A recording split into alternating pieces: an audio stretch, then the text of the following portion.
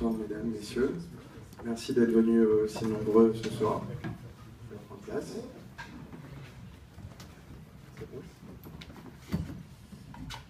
Bienvenue à cette conférence sur le thème du Bitcoin, un thème d'actualité économique, plus que jamais. Donc, je me présente, je suis Dan Bessis, président de SCP Israël, avec Salomé Lelouch qui est ici présente. Le SCP Israël est une association étudiante de l'ESCP Europe qui vise à promouvoir la culture israélienne au sein de l'école. C'est une association bien sûr laïque qui organise des événements d'ordre politique, économique, d'ordre de détente aussi un peu. Et tous les ans, ESCP Israël organise, en collaboration avec HEC Israël et ESSEC Israël, un voyage en Israël de 8 jours, au cours duquel 110 étudiants d'HEC, d'ESSEC et de l'ESCP, juifs, non-juifs, ont l'occasion de visiter le pays et de faire un tour complet de toute sa culture, de toute sa diversité économique, politique et culturelle. Si aujourd'hui nous avons organisé cette conférence ici à l'ESCP, c'est du fait de notre collaboration avec le docteur Daniel Roach, qui est actuellement président, qui est ici sur votre droite, qui est actuellement président de la Chambre de commerce Israël-France et qui est aussi professeur à l'ESCP Europe et le fondateur de la chaire entrepreneuriat. Et donc, il nous a mis en relation avec ces trois experts du Bitcoin, par son Nathan Roach. Ces trois experts du Bitcoin, M. Veil, M. Roach et M. Noisa. Donc, tout d'abord, je voudrais commencer par une simple question. Est-ce que quelqu'un dans la salle a des bitcoins? Levez la main. D'accord, donc on a déjà une salle d'experts apparemment. Mais écoutez, on va en savoir un peu plus aujourd'hui sur cette nouvelle monnaie du futur. Petite vidéo d'introduction. Qu'est-ce que le Bitcoin? Le Bitcoin est la première monnaie électronique décentralisée. Les Bitcoins sont des pièces virtuelles que vous pouvez échanger sur Internet. Comparé à ces alternatives, le Bitcoin a plusieurs avantages. Les Bitcoins se transmettent de personne à personne à travers le réseau sans passer par les banques. Les frais sont donc beaucoup plus bas, vous pouvez les utiliser dans tous les pays, personne ne peut geler votre compte et il n'y a pas de conditions ou de limites arbitraires. Voyons comment ça fonctionne. Les Bitcoins sont générés à travers le réseau par n'importe quelle personne faisant tourner un logiciel libre appelé mineur de Bitcoin. Créer des bitcoins requiert du travail pour chaque bloc de transaction. La difficulté de ce travail est automatiquement ajustée par le réseau afin que les bitcoins soient toujours générés à un rythme prédictible et limité. Vos bitcoins sont stockés dans votre porte-monnaie électronique, ce qui vous est sûrement familier si vous utilisez une banque en ligne. Quand vous transférez les bitcoins, une signature électronique est ajoutée. En quelques minutes, la transaction est vérifiée par un mineur puis stockée de façon anonyme et permanente sur le réseau. Bitcoin est un logiciel libre et n'importe qui peut inspecter son code source. Le Bitcoin change le monde de la finance de la même façon que le web révolutionne les médias. Dans un marché global et ouvert, l'émergence d'idées grandioses est possible. Voyons quelques exemples où les Bitcoins sont déjà utilisés. Vous pouvez acheter des jeux vidéo, des cadeaux, des livres, des serveurs et des chaussettes en alpaca. Plusieurs sites d'échange existent où vous pouvez échanger vos Bitcoins contre des euros, des dollars ou autres. Les Bitcoins sont un excellent moyen pour les petites entreprises et les entrepreneurs de se faire remarquer. Il n'y a pas de frais initiaux, ni de remboursement, ni d'autres frais, et vous pouvez accroître votre activité grâce à l'économie du Bitcoin. Pour obtenir vos premiers Bitcoins, rendez-vous sur weusecoins.com.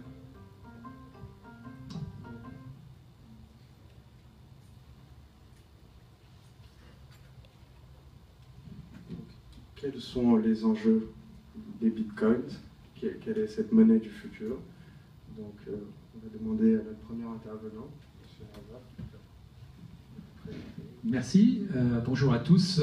Et d'abord, bravo, parce que la plupart du temps, quand on demande qui a des bitcoins dans la salle, il y a très peu de mains qui se lèvent, voire aucune. Et aujourd'hui, c'est la première fois que j'en vois autant, ne serait-ce qu'en pourcentage. Donc c'est bien, parce que c'est une techno qu'il faut vraiment essayer pour la comprendre. Je pense que si les gens vous en parlent, ça va être très abstrait. Du jour où vous l'essayez, il y a quelque chose qui se passe qui fait que c'est beaucoup plus accessible.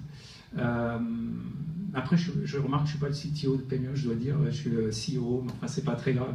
On a un CTO qui est David François, qui est le développeur d'origine du site bitcoincentral.net, qui est celui que nous opérons chez Paymium. On est aujourd'hui à la 3e version du site, donc c'est un travail. Donc c'est un site d'échange, hein, c'est un des sites dont on voit dans le petit film un des sites qui permet d'échanger des euros contre des bitcoins et des bitcoins contre des euros. Alors je ne vais pas essayer de présenter Bitcoin là comme ça, hein, parce que d'ailleurs le film l'a fait très bien en 30 secondes, et puis ce serait très prétentieux parce que c'est un peu comme présenter Internet en 30 secondes, c'est juste pas possible. Bitcoin, c'est plus l'Internet de la monnaie qu'une monnaie Internet, hein, faut être bien clair là-dessus. C'est certes une monnaie, mais c'est aussi une technologie extrêmement puissante. Alors comme on est dans une école de commerce, on va peut-être plus s'intéresser aux aspects économiques et j'irais même macro, mais en gros c'est une technologie qui permet de réduire les coûts de transaction. Si on prend une définition très courte de Bitcoin, ça pourrait être ça. Réduire les coûts de transaction, c'est pas juste les transactions A paye B où j'achète des chaussettes en alpaga comme dans le film sur Internet, c'est les coûts de transaction, ça peut être un contrat complexe avec des conditions de temps, des conditions de paiement très compliquées, etc. Avec Bitcoin, on peut construire une transaction qui va être le reflet de ce contrat. Donc vous imaginez les implications que ça peut avoir, c'est-à-dire que tous les frais qu'on connaît aujourd'hui d'avocat, de contentieux, recouvrement, etc., vous imaginez qu'avec Bitcoin, on va pouvoir abaisser ces frais, et surtout à l'international, parce qu'on est dans une logique de normes mondiales, d'un phénomène mondial. Donc on va pouvoir refléter les conditions de paiement d'un contrat dans une transaction qui va pouvoir être signée au moment du contrat. Enfin, je ne sais pas si vous voyez les implications que ça va, mais on peut imaginer ce que ça peut signifier en termes de réduction des coûts de transaction. Donc réduction des coûts de transaction, pas seulement carte bancaire, mais transactions complexes. Parce qu'il y a un langage de script dans la technologie qui permet de construire des transactions complexes, beaucoup plus complexes qu'une transaction carte bancaire, par exemple. Donc souvent, quand vous entendez parler de Bitcoin aujourd'hui, c'est la monnaie et réseau de paiement, mais sous-entendu alternatif à Visa, Mastercard. Alors c'est vrai que c'est ça, évidemment, mais c'est beaucoup plus puissant que ça. Et le succès de Bitcoin, c'est parce que c'est beaucoup plus puissant que ça, parce que s'il n'y avait que ça, peut-être qu'on ne parlerait pas d'un Bitcoin aujourd'hui à 600 €, par exemple, sur les places de marché. Voilà, donc je laisse peut-être maintenant la parole aux autres intervenants. Donc, nous allons demander à Mr. Pei de se présenter. Est-ce que tout le monde comprend l'anglais ici? Bonjour Paris, je m'appelle Dominique, and that's everything what is left from my 9 years school French, so I have to continue in English. Basically, yeah, I found last summer the Bitcoin community in Frankfurt with my partner Alex, and currently we are working and looking to bring Bitcoin to some emerging markets in Asia. Let's see how it develops in 2014. Yeah, and that's basically my background. Alors, je m'appelle Jonathan Rouache, je suis le fils donc, de Daniel Rouache, mais je suis ici avec ma casquette de CEO de Bits of Gold. Bits of Gold est une compagnie israélienne basée à Tel Aviv qui fait des échanges entre le Bitcoin et la monnaie locale en Israël qui s'appelle le shekel. Je suis ici en voyage d'affaires en fait. On est en contact et avec des acteurs à New York, avec des acteurs à Paris et de par le monde. C'est une communauté de développeurs et d'entrepreneurs qui va en grandissant. Et je remarque que partout où on va, on a beaucoup de gens qui se posent des questions sur le Bitcoin, à la fois des questions techniques, comment ça marche. Il est à noter que les gens ne se posent pas la question de comment marche le réseau d'argent habituel. On le prend comme quelque chose d'évident, mais quand ça passe au Bitcoin, on pose des questions vraiment techniques. Comment ça marche? Pourquoi ça marche? Comment est-ce qu'on pourrait peut-être détraquer le système ou pas? Est-ce que c'est sécurisé? Donc on se retrouve avec beaucoup de questions techniques et à la fois beaucoup de questions philosophiques. Qu'est-ce que l'argent? Est-ce que c'est vraiment de l'argent? Est-ce que je peux faire confiance à ce système pour garder sa valeur? Pourquoi la valeur change autant? Pourquoi un Bitcoin a de la valeur? On se retrouve avec beaucoup de questions comme ça. Et ce que je suis venu faire aujourd'hui, c'est en gros laisser la possibilité à qui veut poser n'importe quelle question, qu'elle soit basique ou qu'elle soit avancée. On va tâcher tous les trois de répondre à vos questions. Donc, on va commencer par des questions adressées à nous-mêmes. Et un peu plus tard, on va vous donner la parole. Vous pouvez rebondir sur tout ce qu'on dit et si quelque chose n'est pas clair, levez la main et demander, ou partir sur ce que vous voulez. On sait qu'il y a beaucoup d'idées préconçues sur cette monnaie, sur ces technologies. Même le fait de dire que c'est une monnaie, c'est déjà polémique. Donc, n'hésitez pas, n'importe quelle question que vous avez. Voilà. Merci beaucoup. Alors moi, j'ai quelques questions à vous poser. Dominic, how did you discover Bitcoin for the first time? Yeah, basically, like I said, I was going into Bitcoin with my partner Alex. He discovered it in 2012. And mentioned it the first time to me in 2012, basically.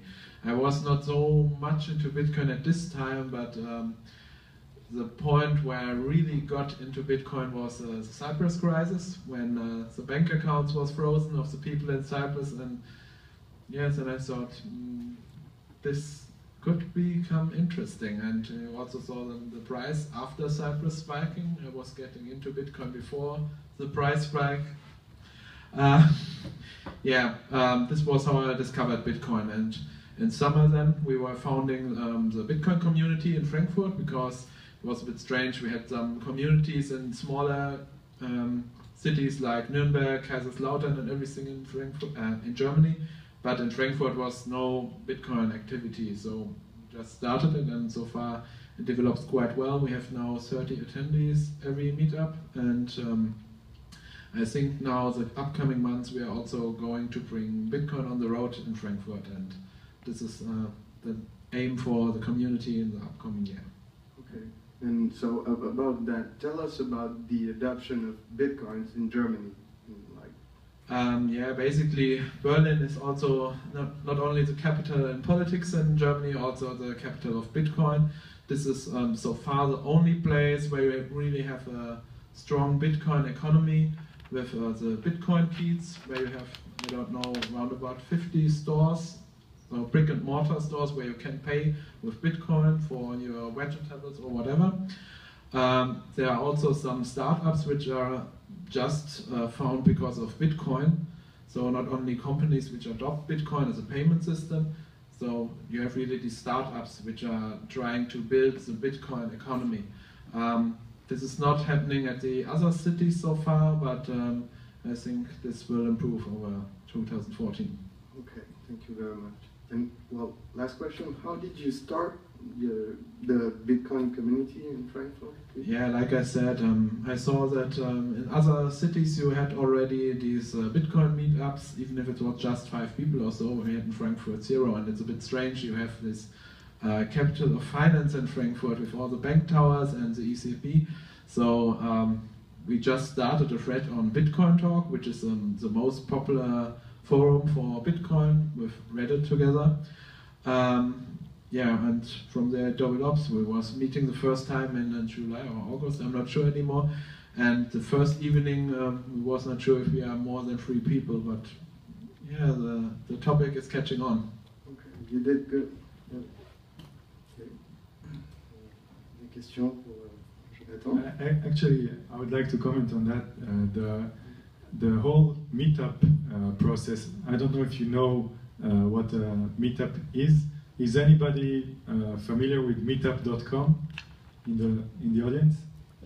Okay, so there's a website called meetup.com where people from online communities register and gather together physically in a cafe or anywhere to discuss their favorite topics. So it can be geeks that talk about Linux, and it can be anything, and you can assess what is going on with Bitcoin in a certain country from the size of its meetup group. So the reason I'm saying that is I'm a very proud Israeli. Israelis have adopted Bitcoin very early on. We had the first meetup was very similar. It was 12 people looking at each other. Yeah, we discovered Bitcoin and we like to talk about it, but it's only 12 people. And then 30, 60, 120, and the last meetup was, I think, 260.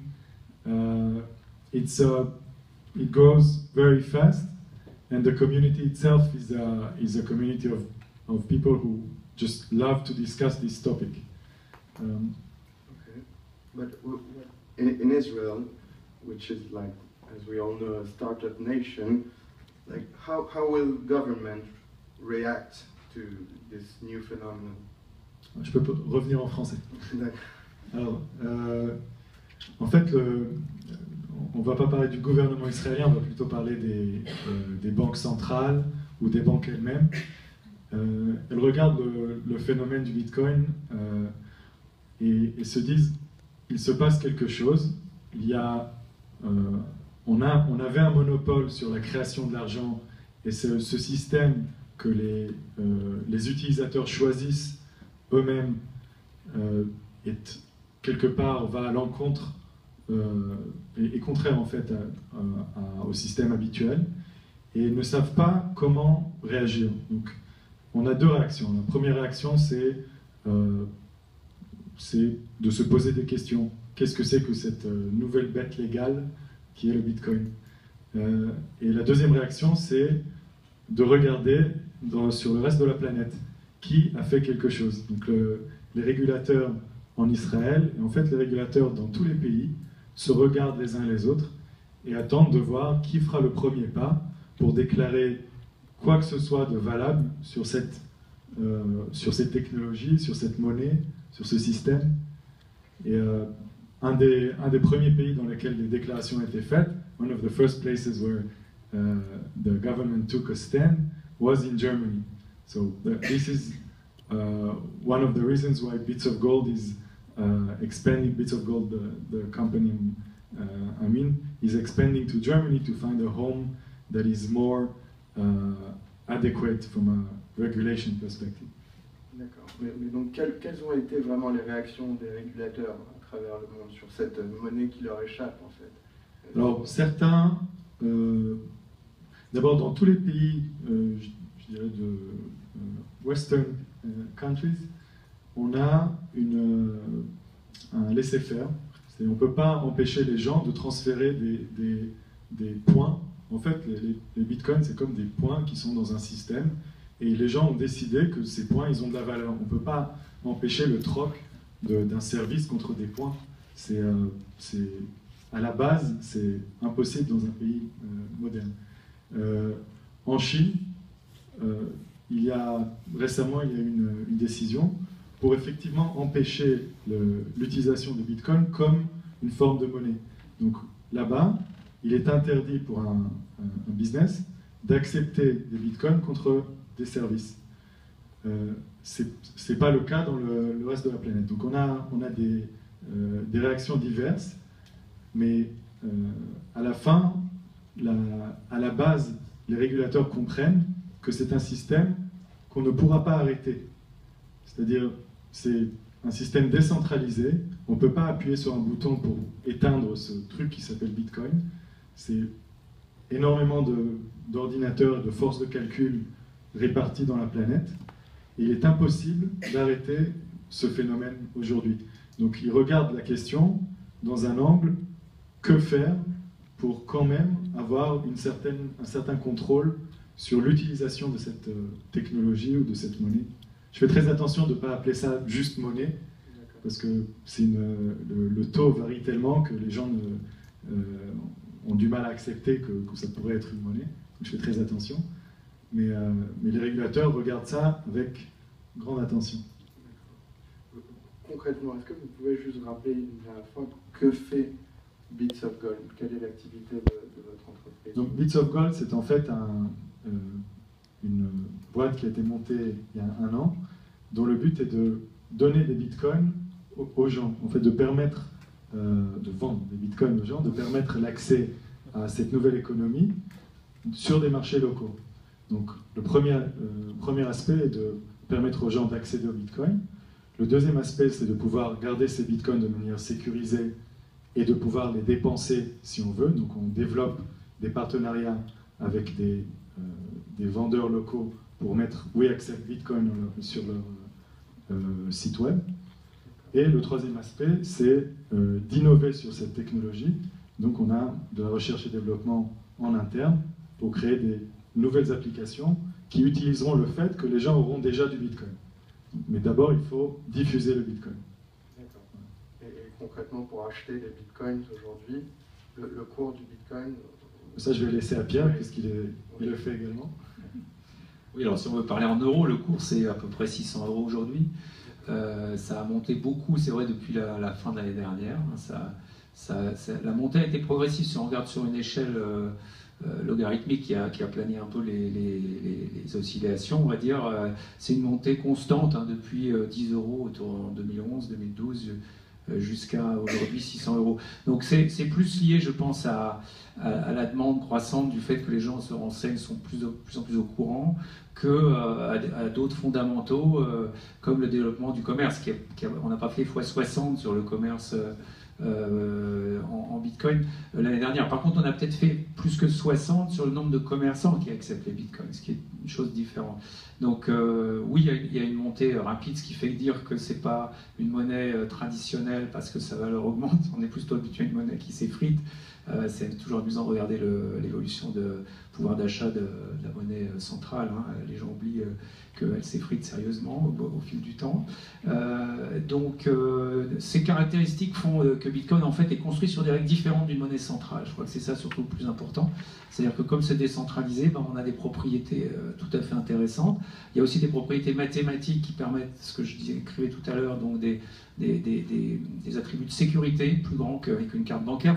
La carte bancaire, par exemple, c'est un système qui a été inventé dans les années 50, donc qui est pas du tout adapté du point de vue de sécurité aux achats sur Internet.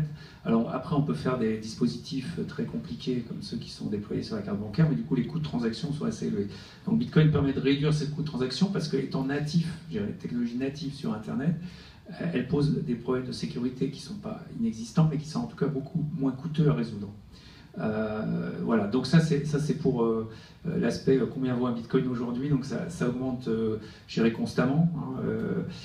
Alors après on peut se demander, oui, mais tendanciellement ça monte, donc faut pas se tromper, il n'y a pas de baisse tendancielle, il y a une hausse tendancielle. Donc après les arbres ne poussent pas jusqu'au ciel, donc on est tous d'accord là-dessus, donc à un moment ça doit se stabiliser. Ça peut se stabiliser de plein de façons, et une des façons, c'est effectivement ces réseaux alternatifs qui pourraient prendre de la valeur aussi, c'est-à-dire Litecoin, par exemple, qui se développe dans le sillage de Bitcoin.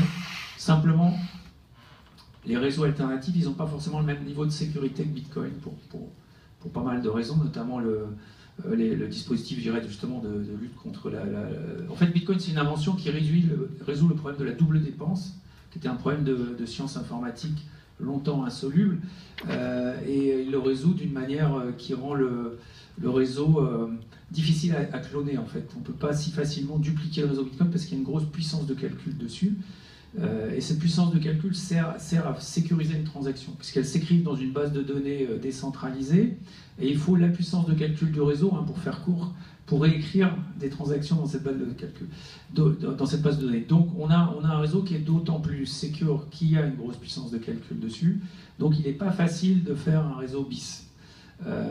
Et aujourd'hui il y en a un, il y en a peut-être deux qui pourront survivre, mais voilà. D'accord, alors peut-être des questions.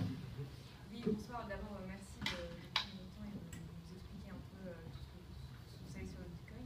Moi j'ai deux questions, je ne connais pas grand-chose sur le Bitcoin, mais j'en entends pas mal parler.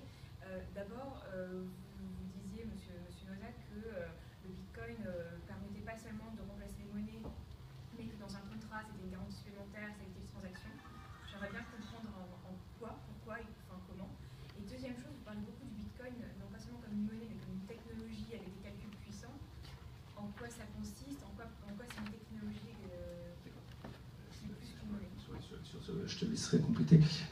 Effectivement, Bitcoin c'est un protocole, ce qu'on appelle un protocole en informatique, donc ça coordonne des machines pour faire accomplir certaines tâches. Donc la tâche principale du réseau, c'est d'éviter les vols, la fraude sur les transactions, mais ça peut aussi coordonner les machines pour exécuter des transactions avec des conditions de temps, comme je disais. Donc c'est plus que, je dirais, Alice paye Bob un bitcoin, une transaction bitcoin, ça peut être une transaction de crowdfunding. On parle beaucoup de financement participatif en ce moment. Vous pouvez monter un système de financement participatif natif sur la technologie bitcoin sans une plateforme avec de la monétique traditionnelle, à base de carte bancaire et de virement bancaire. Donc c'est un exemple, une transaction de crowdfunding, en fait, c'est ce qu'on appelle une transaction complexe, avec des conditions de temps, nombre de participants, montant à atteindre dans un délai donné, etc. Ce type de transaction, vous pouvez les construire, les coder, disons, dans le réseau, dans un message Bitcoin que vous allez signer à un certain moment, et la transaction va s'exécuter réellement, c'est-à-dire que vos sous vont être dépensés vraiment quand ces conditions sont réunies. Donc, et elles sont réunies parce que le réseau Bitcoin, il sait mesurer le temps, les transactions sont datées, etc. Vous pouvez compter le nombre de participants, vous pouvez compter les montants évidemment qui sont versés. Donc vous pouvez arriver à forger des transactions complexes. Donc c'est ça qui est souvent un peu oublié dans les discussions sur Bitcoin, c'est la réduction des coûts de transaction, notamment les transactions. Parce que plus une transaction est complexe, plus elle coûte cher, plus les coûts de transaction sont élevés. Et donc dans un contrat, si vous signez si vous signez tous les paiements afférents à un contrat au moment de la signature du contrat, ce que normalement vous devrez pouvoir faire si vous vous engagez à payer, ça permet à l'autre partie de vous faire par exemple des meilleures conditions parce qu'il est sûr qu'il sera payé du coup. Donc il va pas avoir de problème de recouvrement par rapport à ce contrat. Donc ça c'est super important dans un contrat entre deux sociétés par exemple. Donc du coup le coût de transaction entre ces deux sociétés va être abaissé. Je ne comprends pas comment Bitcoin peut assurer entre deux, quand il y a un contrat qui se forme, l'une des parties sera certaine d'être payée. En quoi Bitcoin peut l'assurer? Ça dépend de l'argent sur le compte bancaire. Oui. Alors, effectivement, l'argent est gelé. Alors, vous avez raison, les transactions Bitcoin sont irréversibles au sens que vous ne pouvez pas appeler un tiers, une banque, pour annuler la transaction. Donc, elle va s'exécuter de toute façon. C'est un peu comme un paiement en cash, si vous voulez. Donc, effectivement, quand vous êtes celui qui reçoit l'argent, c'est quand même assez avantageux d'être payé en cash aussi. Et ça, c'est ce que permet Bitcoin. C'est une forme de cash électronique, si on veut faire court. C'est un peu un raccourci, mais c'est quand même ça. C'est-à-dire que vous envoyez un message, en fait, dans Bitcoin qui est signé par vous. Donc personne peut, je dirais, après vous ne pouvez plus contester la signature de ce message, vous l'avez signé. Après l'autre partie peut vous rembourser, c'est-à-dire vous renvoyer l'argent en signant lui-même un message, d'accord? Mais c'est un remboursement, donc on est dans une logique du cash, dans la logique de l'argent liquide où je vous donne de l'argent, vous me le rendez, c'est un remboursement. C'est pas ce qu'on appelle un chargeback en anglais, c'est-à-dire un tiers qui annule la transaction pour des raisons X ou Y. Alors, j'aimerais placer ça dans un contexte plus simple. Alors, en fait, la question que vous avez posée, c'est une question sur des propriétés avancées du Bitcoin. En fait, le protocole permet de faire énormément de choses. Il y a comme un langage de programmation qui est inclus dans le protocole, ce qui permet de faire tout un tas de protocoles de paiement avancés. Mais à la base, le protocole le plus simple, la partie la plus simple, la plus simple de comprendre le Bitcoin, c'est en fait un livre ouvert où il y a marqué tous les comptes Bitcoin et combien dans chaque compte. Combien il y a de Bitcoin dans chaque compte. Et ce livre, plutôt qu'il soit détenu dans une banque centrale ou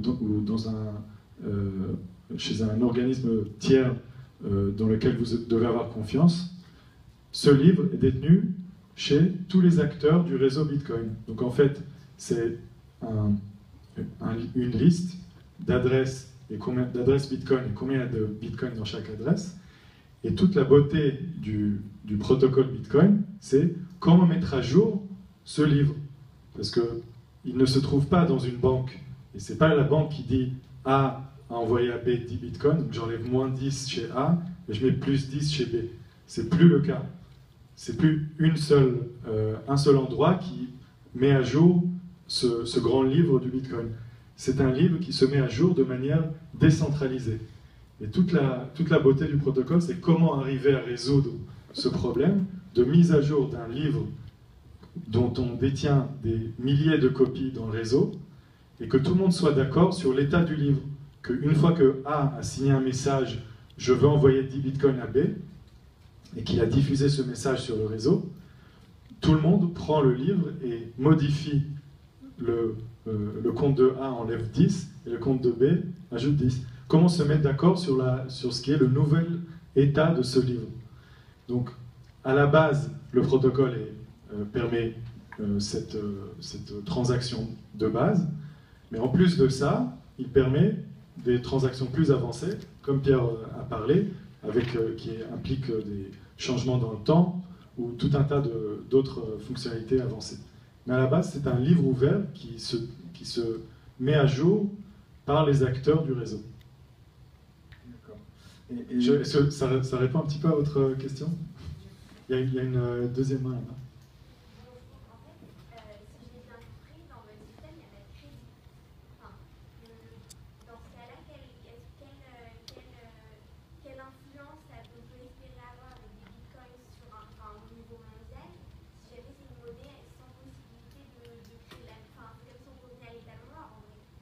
C'est très similaire à l'or en fait. C'est-à-dire, ça remplace l'idée de détenir en main du cash ou de l'or. Et quand on transfère des bitcoins, on transfère vraiment la détention de cette valeur à quelqu'un d'autre et on l'a plus. Et si on veut s'en servir comme base d'une économie, on a confiance que cette monnaie ou cette nouvelle forme d'or, il n'y en aura pas plus qu'un certain montant.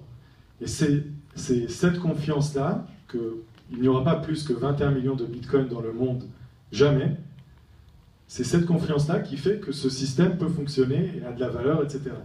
La partie crédit peut s'ajouter après. Il peut y avoir des établissements qui viennent et qui disent « Ok, contre tant de bitcoins que vous avez mis de côté chez nous, nous vous donnons, parce que nous avons vu que dans le passé, vous avez remboursé vos dettes à temps, donc nous vous donnons un crédit de temps. » Ça n'empêche pas le crédit, mais à la base, ça permet de transférer de la valeur de manière immédiate et sans que la partie qui envoie la valeur puisse récupérer après ce qu'elle a envoyé. Et pourquoi 21 millions de bitcoins? Pourquoi ce chiffre? Ça, faut poser la question à celui qui l'a inventé.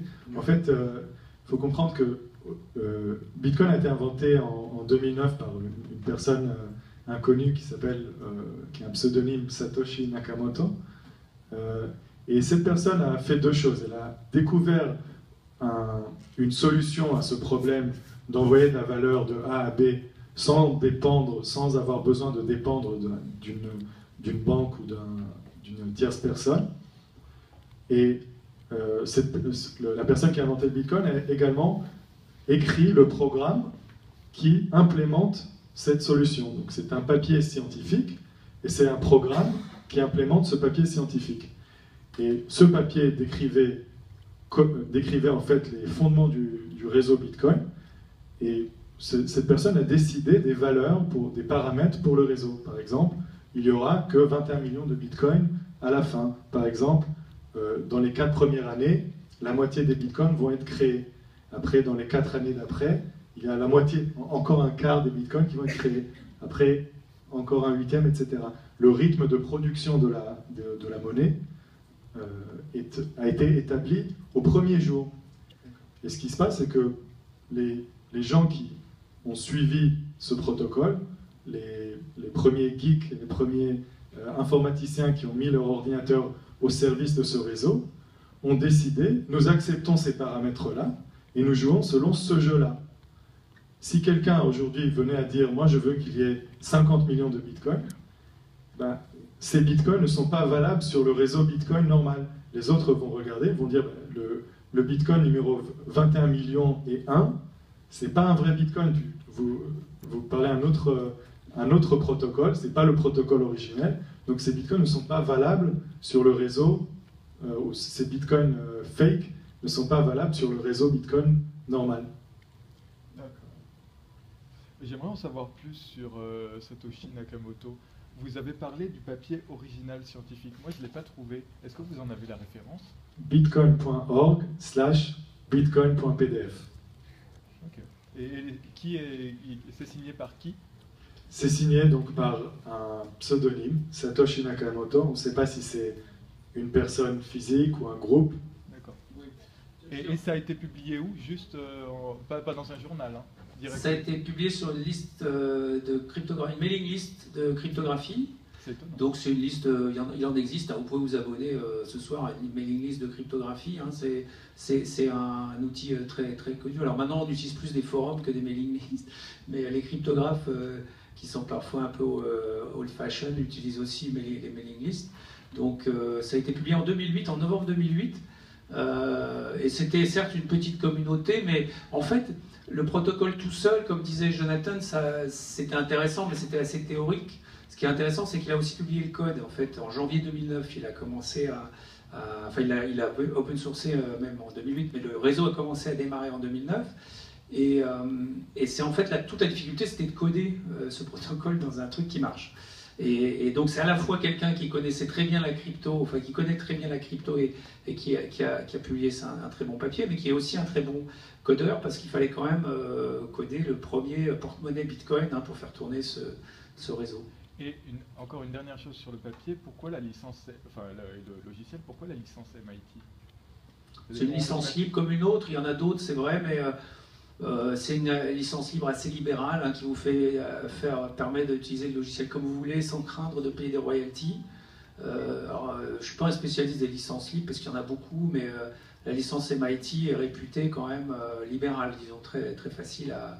Après, c'est très facile d'exploiter, c'est pour ça que vous avez autant de clones de Bitcoin d'ailleurs. Vous pouvez démarrer un réseau Bitcoin bis quand vous voulez, il y en a des centaines, hein, il n'y a aucune limite à ça. Évidemment, ils ne pourront pas dupliquer le réseau lui-même, hein. C'est-à-dire que vous allez vous retrouver devant un problème de sécurité parce qu'il n'y aura pas assez de monde sur votre réseau, pas assez de mineurs, ce qu'on appelle les mineurs, c'est-à-dire les nœuds du réseau qui assurent la sécurité du réseau. Ça, vous ne pouvez pas facilement dupliquer, par contre. C'est ça que les gens oublient souvent. Donc, parce qu'il y a une sécurité hardware en fait, dans Bitcoin qui tient un mécanisme qui s'appelle la preuve de calcul. Donc il faut une grosse puissance de calcul. Donc vous pouvez conceptualiser le réseau Bitcoin comme un super ordinateur. C'est l'équivalent de 4000 fois le plus gros ordinateur de la planète aujourd'hui, le réseau Bitcoin. Donc c'est monstrueux. Connu. Comment ? Connu. Oui, enfin il y a les 500 premiers qui sont publiés, vous savez, c'est difficile de cacher un super ordinateur. Ça ne se cache pas comme ça. Donc on pense quand même que les 500 premiers, il y a un classement des 500 premiers ordinateurs de la planète. Bah, si vous alignez ces 500-là, vous êtes encore très loin il vous faut encore 20 fois plus pour arriver à la puissance du réseau Bitcoin. Donc la valeur du Bitcoin aujourd'hui, elle tient aussi à ça. Il ne faut pas le perdre de vue. Quand vous voyez les altcoins, Litecoin et tout ça, ils sont très très très loin de ça. Et de fait, du coup, on peut considérer que leur money supply, la masse monétaire de ces coins alternatifs, en fait, elle est quasiment illimitée, parce que vous pouvez en faire autant que vous voulez, à la limite. S'il n'y a pas de puissance de calcul associée à la sécurité du réseau, vous pouvez dupliquer ça quasi indéfiniment. Alors que Bitcoin, sa force, c'est que vous en avez 21 millions, mais il circule sur un réseau qui est super strong en termes de puissance de calcul.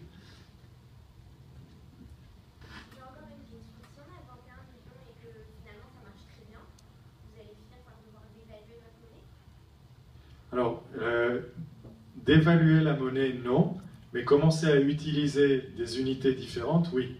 C'est-à-dire qu'aujourd'hui, déjà aujourd'hui, on commence à parler de millibitcoin. C'est un M avec un petit b. Pourquoi? Parce qu'un bitcoin, c'est tellement énorme, ça a tellement une valeur tellement grande, combien? 600 €? C'est pas logique de commencer à calculer en 0.03 bitcoin.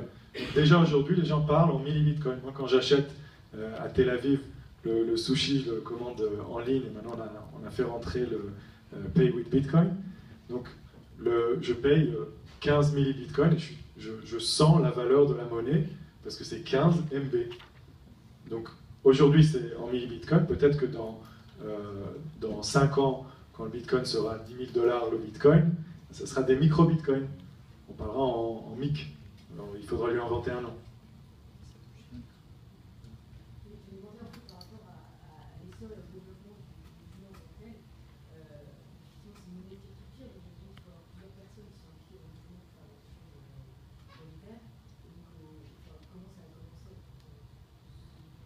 Comment a commencé ce réseau? En fait, quand cette solution-là a été créée, I moved to English a little bit because so you can intervene if I'm saying something stupid. When this paper was released with the software, it was released with a small email saying, "I found the solution to the problem. Look." And when cryptographers started looking at this solution, their eyes went like this. Actually, every computer scientist that looks at this solution and looks a little bit inside has this, you know, their eyes are like, yeah, it's an amazing algorithm. So the solution is very beautiful, and what we saw was that people got into Bitcoin at first because of the beauty of the algorithm. It's cryptographers who said, I think this is a very elegant way to solve this problem.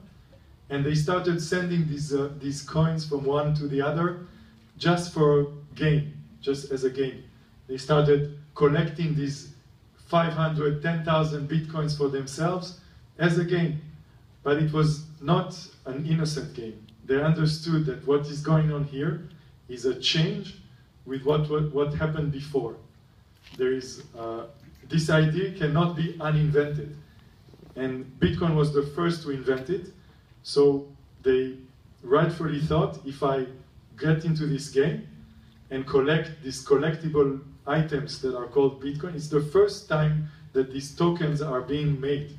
So people decided to collect them. They said, this has value for me because I believe I saw the mathematics and I understand the mathematics. Remember, those are cryptographers. And I believe that from the mathematics, I believe that there will never be more than 21 million. So I want to save those Bitcoins for myself as collectibles. This is when Bitcoin began to have a value, just as a collectible. And because it started to have a value, people said, well, I can send this value to you, and you send me a pizza, for example. The first transaction, the first famous transaction was how much? 10,000 Bitcoins for 2 pizzas with some anchovy. And this went to show that you can send these pieces of these tokens and receive something of value in the real world. This set the first value of Bitcoin. And from there, people saw that it's useful. So it's not only rare, but it's useful. So they started speculating that it's going to be more and more useful. And this is where Bitcoin exploded. So it was rare, so this has some value. Then because it has some value, it became a little bit useful as a means of transfer of value. And because it became a little bit valuable, it exploded in speculation. And because of this speculation, it's a little less valuable as a means of change because you don't have a fixed price, you cannot denominate in Bitcoin. So there's a circle like this. Yeah, there is a little bit of game theory into the design of Bitcoin. It's what's called the Nash equilibrium. That is, if you play by the rules, it establishes a virtuous circle in which all the stakeholders are, in fact, gaining from the rules, playing by the rules. So that was very clever also in the design of Bitcoin. The incentive mechanisms that are built in protocol are very important in the success of Bitcoin. And it's a set of lasting incentives. It's just not, short-term incentives, it's long-term incentives, so that even when the money supply is almost 21 million, the participants will keep mining because they get the transaction fees from the network, and presumably by that time the transaction fees will be so valuable and there will be so many transactions that they will perhaps make even more money than they do today with mining for new Bitcoins. Je reviens à votre vendeur de sushi. Votre vendeur de sushi, il fait comment pour adapter le prix de ses sushis à la variation du cours du Bitcoin? Parce que lui, son sushi, il lui coûte tant à produire. À la fin, il a besoin de le vendre à un prix relativement constant pour avoir sa marge. Exact. Il fait comment pour que tous les jours, les 5 Donc en fait, vous avez mis le doigt sur un vrai problème. Et partout où il y a un problème, il y a une opportunité business. Donc c'est exactement le business de Bits of Gold. C'est de venir chez ce vendeur de sushi, de lui donner le bouton We accept Bitcoin. Mais quand l'acheteur envoie les Bitcoins, il n'envoie pas au vendeur, il envoie chez Bits of Gold. Bits of Gold immédiatement fait la conversion en monnaie locale, et le vendeur de sushi reçoit en monnaie locale son argent. Donc le vendeur de sushi ou le restaurant, etc., ne voit pas de bitcoin s'il n'a pas envie de les voir. Si c'est quelqu'un, si c'est un enthousiaste, par exemple, en bas de notre place de travail, il y a une restauratrice qui accepte les bitcoins et qui ne les utilise jamais. Pour elle, c'est sa pension. Elle les a acceptés quand le bitcoin était à 50 $. Aujourd'hui, quand c'est à 800 $, elle continue à les accepter et elle ne les touche pas. Mais si vous voulez les changer immédiatement en monnaie locale, vous pouvez. Et à ce moment-là, ça c'est exactement le principe de processeur de bitcoin, c'est d'aller vers ces marchands et leur donner la possibilité d'accepter des bitcoins sans prendre le risque du changement de valeur.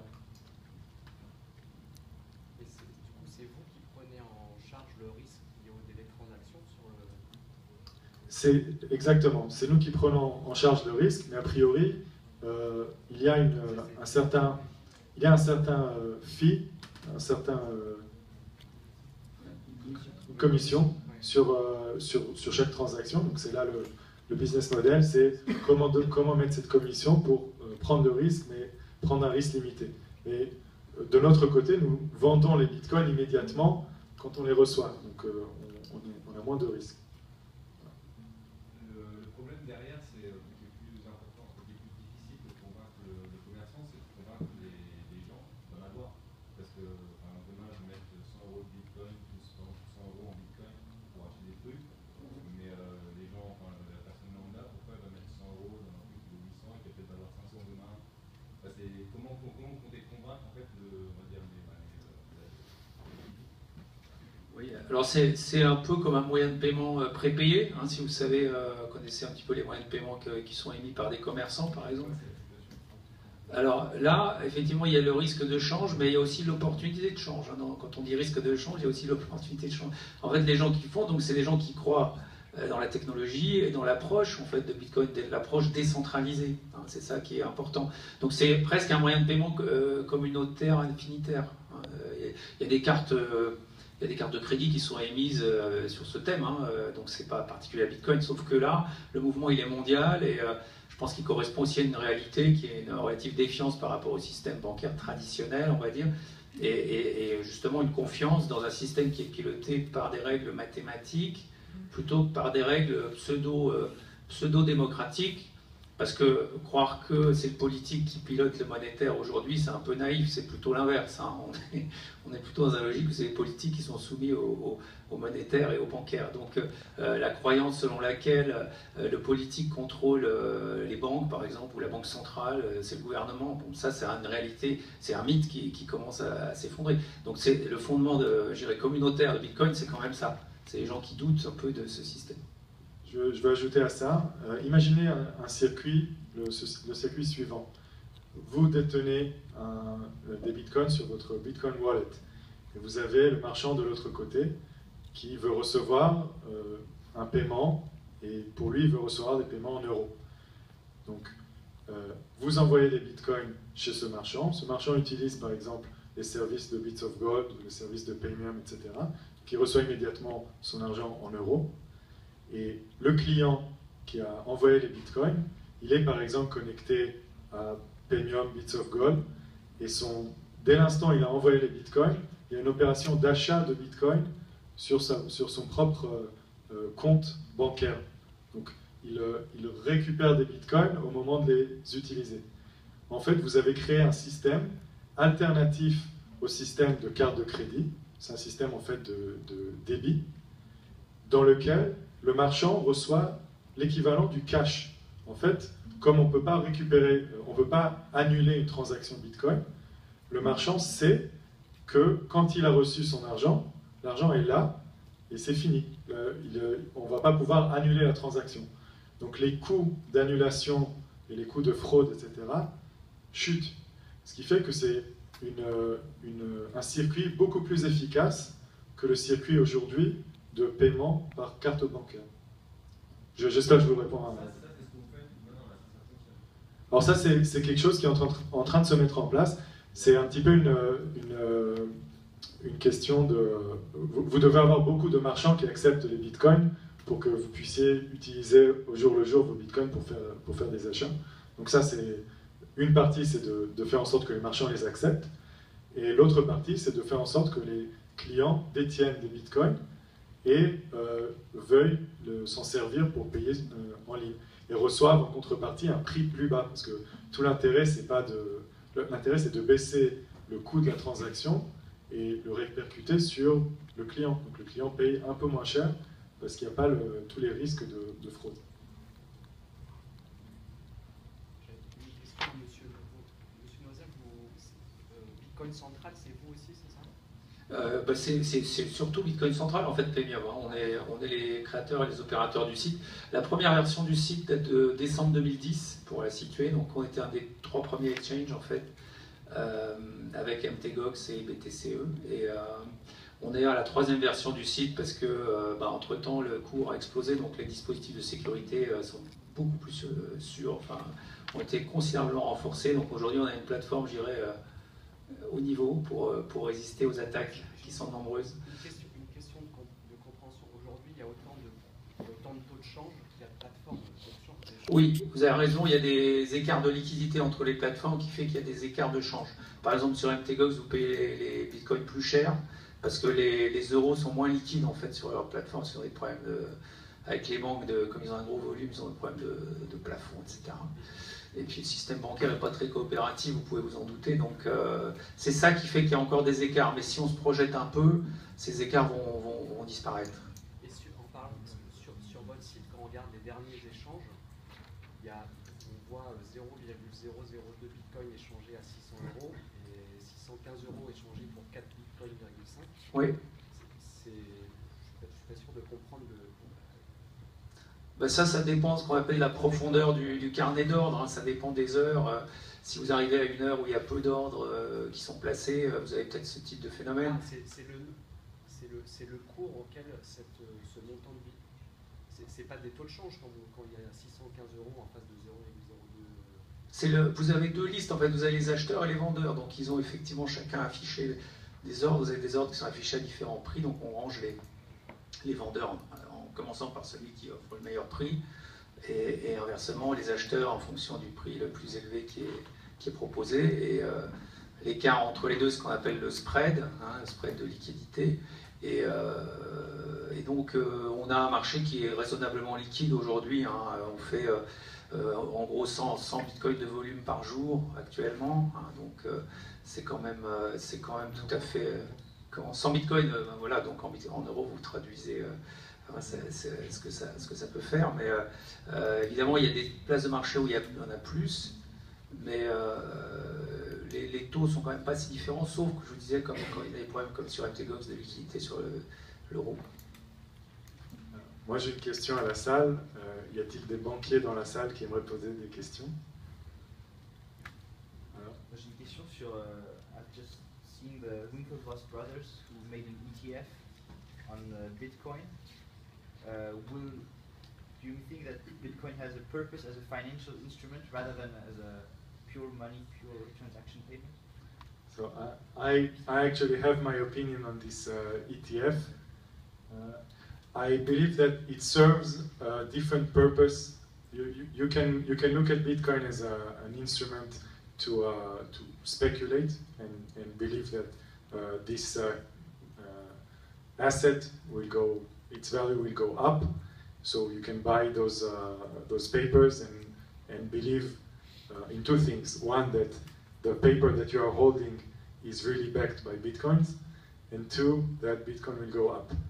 Or you can actually buy Bitcoins and hold it's equivalent to holding, the gold in your hands.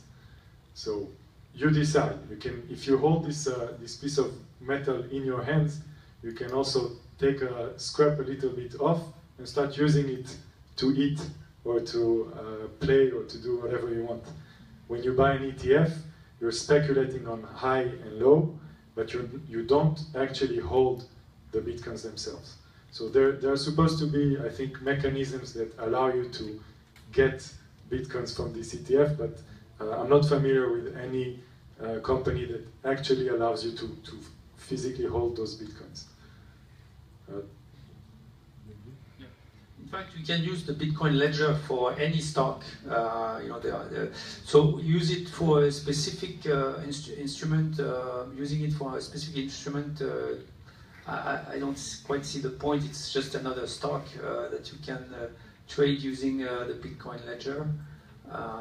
So people are working. There are lots of people working on this kind of mechanism because you have some kind of notarized ledger on the internet. So you can use it to trade with much lower transaction costs than you would experience with a broker or a trading house.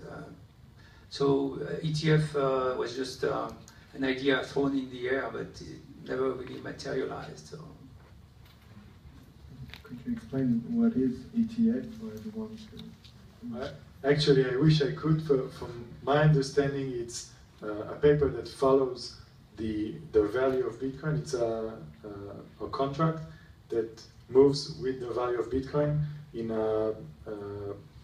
There are mechanisms that allow it to move with the value of Bitcoin. I'm not familiar with the underlying mechanism, but it is essentially a promise to receive as much value as the underlying asset. So there's ETF on many things. Une question en fait sur le risque de manipulation de cours avec le Bitcoin, vu que c'est concentré dans les mains de ceux qui sont rentrés les premiers sur ce marché. Pour moi, il y a un gros risque quand même de pouvoir manipuler, d'autant qu'il y a différentes plateformes avec de l'arbitrage au milieu. La question de la manipulation du cours du Bitcoin. J'ai deux questions, c'est la question de la manipulation et la deuxième c'est le money laundering, le blanchiment. Qui est un sujet, mais c'est pas une question. Ouais, la question. Non, il n'y a pas de problème. On peut parler, on peut prendre le débat et écrire anti-money laundering et en faire tout un sujet. Non, c'est plus par rapport au fait qu'il n'y a pas de recherche d'identité. On va essayer de détecter quelles sont les questions là-bas. Alors, la première question sur la manipulation du cours.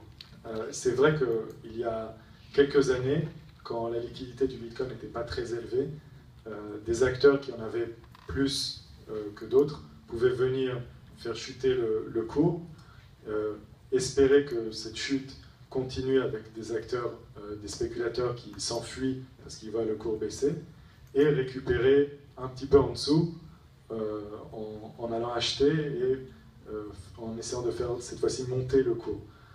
Je pense qu'aujourd'hui c'est déjà un peu plus difficile à faire. Il y a besoin de beaucoup plus de Bitcoin et beaucoup plus de dollars pour le faire. Ça doit exister. Il doit y avoir des places de marché dans lesquelles les gens essayent de manipuler le cours. Mais il faut comprendre que c'est un marché qui va en grandissant, les volumes vont en grandissant, et il n'y a plus une seule bourse dans laquelle ce cours se fait. Donc, quelqu'un qui aimerait manipuler la monnaie devra le faire sur plusieurs bourses, avec des sommes très importantes d'argent. Je pense que c'est beaucoup plus pratique pour quelqu'un qui détient une grosse somme de Bitcoin d'aller se coucher, se réveiller le lendemain, et vice-versa jusqu'à ce que son Bitcoin fasse x10 et x100. Par rapport à la régulation, au anti-money laundering, c'est pas par hasard que je le dis. Le anti-money laundering est la question qui se pose quand quelqu'un regarde les possibilités de ce qu'on peut faire avec le Bitcoin. Quand vous ouvrez un Bitcoin wallet, en fait, vous avez tiré au sort un nombre au hasard, et ce nombre va maintenant vous représenter sur le réseau Bitcoin. Vous n'avez pas demandé à qui que ce soit la permission de tirer au hasard ce nombre, et c'est à partir de maintenant votre identité. Mais c'est une identité, c'est un nombre, un long nombre. Donc, on ne peut pas identifier vous en tant que personne. On sait que cette adresse Bitcoin va recevoir 2 Bitcoins ou va envoyer 3 Bitcoins. Rappelez-vous, j'ai dit que, j'expliquais tout à l'heure, le Bitcoin est en fait un livre ouvert avec toutes les adresses et combien il y a de Bitcoin dans chaque adresse. Donc ce livre est ouvert et lisible à tout le monde. Si vous allez sur blockchain.info, blockchain.info. Vous pouvez voir en live toutes les transactions Bitcoin. Maintenant, vous voyez les transactions, vous ne savez pas qui est derrière. Mais au moment d'acheter vos Bitcoins, vous vous retrouvez face à des acteurs comme nous. Et nous, on ne veut pas être des acteurs qui donnent la possibilité à des blanchisseurs d'argent ou des gens qui utilisent des bitcoins à des fins néfastes.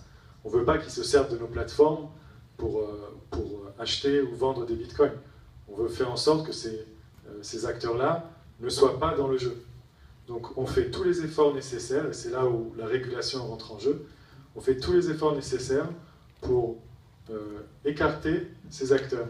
On demande une identité stricte, on requiert, en fait, on identifie qui sont les personnes qui sont en face de nous. Le standard, au départ, c'était un standard qu'on s'est imposé à nous-mêmes, justement pour écarter ces mauvais acteurs. Le modèle qu'on a pris, c'est un modèle de banque, parce qu'en fait, on travaille avec des banques, et les banques elles-mêmes ont besoin de savoir qui sont toute la chaîne de transmission d'argent, et donc on utilise les modèles des banques pour détecter qui sont nos clients, et pour annoncer à ces clients, si vous voulez utiliser Bitcoin à des fins néfastes, ce n'est pas par nous. Alors, il y a une question intéressante. Cette régulation qu'on fait, on se l'est faite pour nous-mêmes. C'est une self-regulation.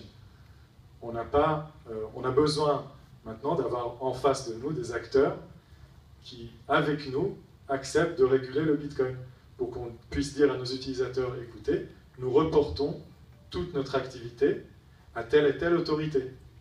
Si nous ne pouvons pas dire ça à nos utilisateurs, à ce moment-là, on risque d'avoir un certain pourcentage d'utilisateurs qui vont utiliser ça à des fins néfastes.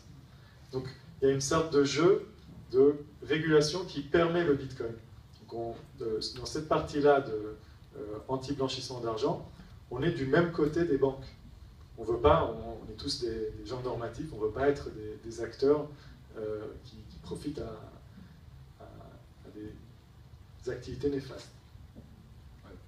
Je peux qu'être d'accord, évidemment, et surtout, si vous comparez suivre des virements bancaires dans les îles Vierges ou dans des paradis fiscaux, c'est en fait beaucoup plus difficile que de suivre des transactions Bitcoin.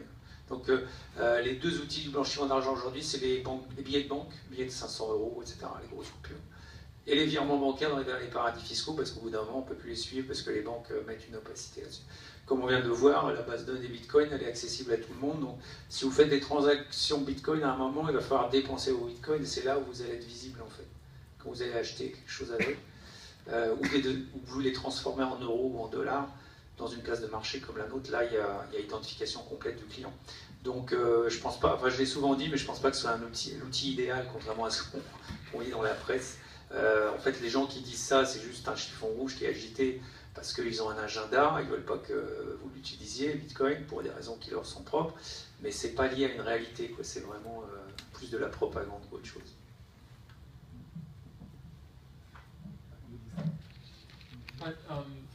First of all, thank you for coming today. It's really a pleasure to see what you guys have to say. There's a question to Dominique. You mentioned the strategy of moving to the emerging markets, and obviously Bitcoin is purely based on the new technologies, the iPhones, all the computers. And what kind of problems do you see going forward in 2014 with the technology factor and moving into the emerging markets, such as Africa, where they're not fully developed in that sense yet? Yeah, we are actually not looking for Africa, so I can't really say much about Africa, but we are looking more to the Asian countries, and yeah, they also have a quite, how do I say in English? Everyone has at least a cell phone or a smartphone. We are looking for markets where the internet penetration is 70% of the population, for example, so most of the educated people have access to internet and also to the informations. We have to look now that we get these informations also to the local language, because not everyone there is able to follow all these informations in the English language, and that's also some issues we have to address to educate the people in the local markets about Bitcoin. Yeah, Jonathan gives me a keyword. Especially for the emerging markets, interesting is the remittance market. because a lot of people who have family outside of the country and his family members are sending money home. This Western Union is grabbing 12 to 15% or something. Or the other alternative is that once in a year they send a family member home in a plane with 50,000 bucks all over the body. That's not necessary anymore with Bitcoin. So if we can get the idea of Bitcoin in all these overseas communities, then yeah, this will really catch on in these emerging markets. But we have to look that we find a mechanism to cash out to the local currency, and that's exactly what we are trying to solve in 2014. And what countries specifically are you looking towards, since you mentioned China is not going to allow, and China is one of the biggest emerging markets? One of the markets is Vietnam, which is very close to China, also about regulation. So far they have no regulation in Vietnam yet, but it's quite possible that they will follow the Chinese approach about it. So if we are looking for Vietnam, we always have to look for China, what the big brother in the north is doing. Another market is Azerbaijan, where we are looking for it. This is all about personal connections, which you need in this small market. Azerbaijan is, I think, similar size like Israel, also 6 million people or something like this. If you know the right people, this will definitely help. And we know already that a lot of elite people in Azerbaijan, for example, are looking into this stuff. Yeah, let's see how we can get this together, that we get something done in Azerbaijan. Thank you. I have a question. Where are you Bitcoin stored? When you have a wallet, where is it stored? Because I saw that some guy lost his computer and he lost all his Bitcoin. So I mentioned earlier, the question is where are those Bitcoins stored? I mentioned earlier that what a Bitcoin wallet is basically a number. Your software just generates a random number for you. This number is secret, and from this number you have the Bitcoin address that is generated. So you have this secret number, you created it on your computer.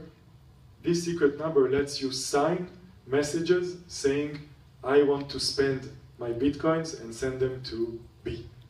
If I'm A, I want to send them to B. This secret lets you sign this message.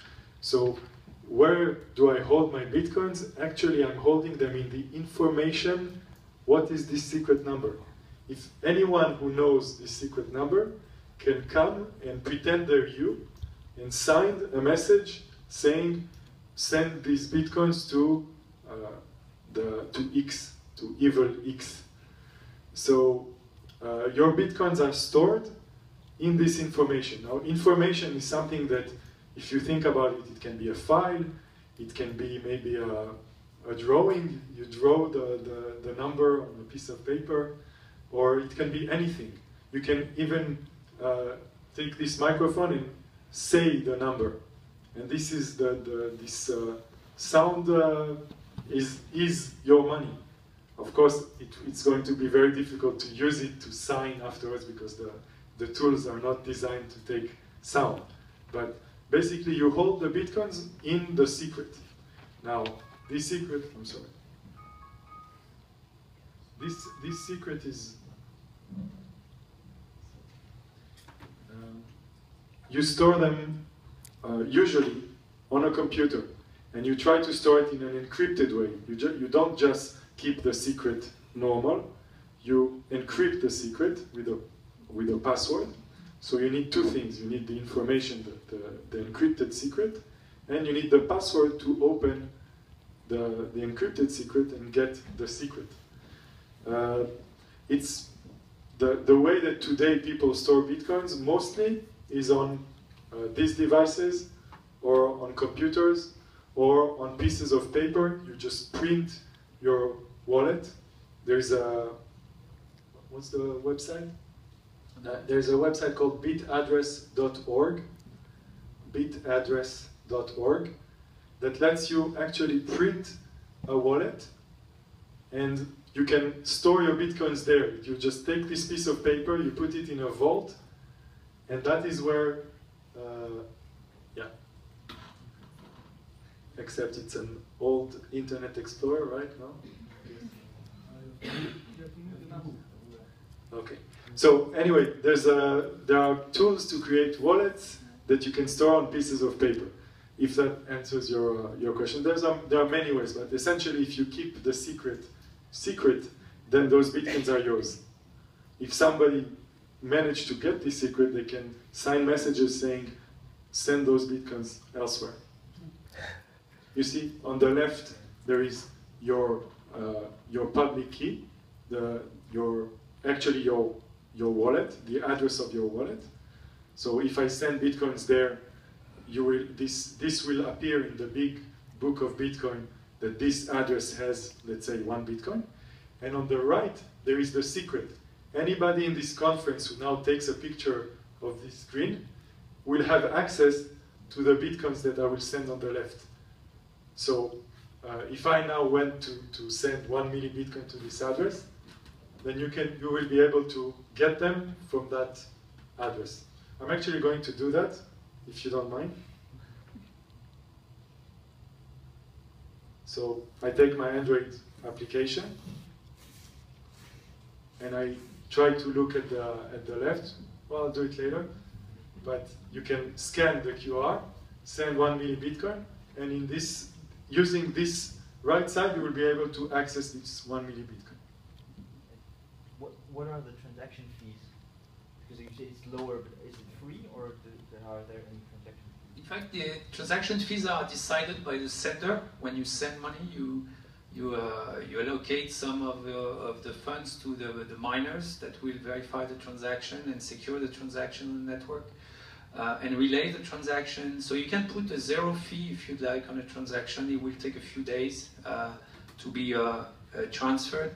If you put a minute fee on the transaction, it will be relayed in a matter of seconds and then confirmed by the network in the next page of the ledger, if you will. And there is a new page in the ledger every 10 minutes.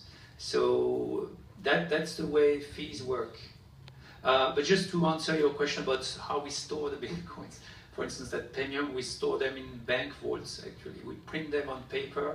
We apply secret splitting techniques on them so that we don't actually print the private key, but a fraction of the private key that's hashed, in fact. And then we spread the keys in several vaults so they can be recombined using, say, 3 envelopes out of 5 envelopes, something like that. So there are techniques to it.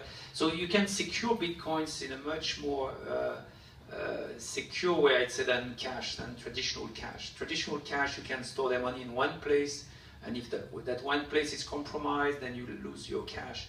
Bitcoins, you can have much more clever ways of storing them in several jurisdictions, several bank vaults, and it's just so much easier to store and transfer.